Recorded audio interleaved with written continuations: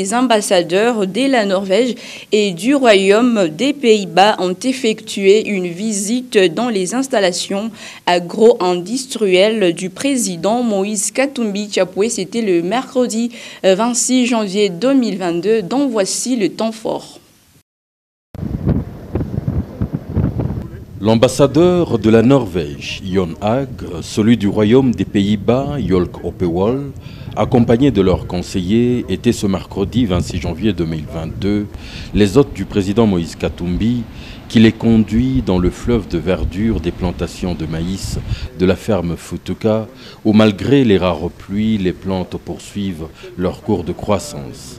Les 4 imposants silos de 10 000 tonnes chacun, fièrement dressés dans l'enceinte, ont également été visités.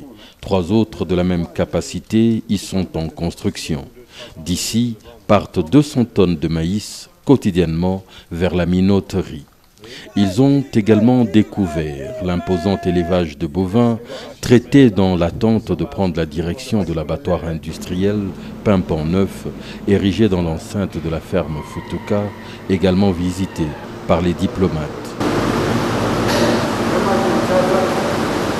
La délégation prendra par la suite la direction de la Katumbi Football Academy, logée dans la même enceinte. Ici, des enfants venus du Congo entier viennent apprendre non seulement à jouer au football, mais également à devenir des hommes complets, éduqués.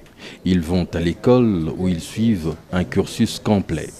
Habitant l'académie, ils y ont tout le nécessaire, même un potager où poussent les légumes qu'ils consomment. Visitant la salle de gym de l'académie, les ambassadeurs n'ont pas manqué de s'exercer un peu.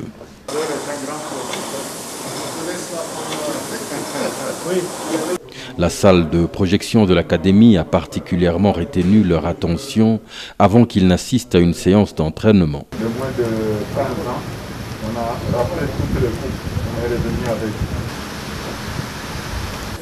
Suivons après une visite dans les closeries de la ferme où plusieurs espèces de poissons sont élevées de leur stade embryonnaire.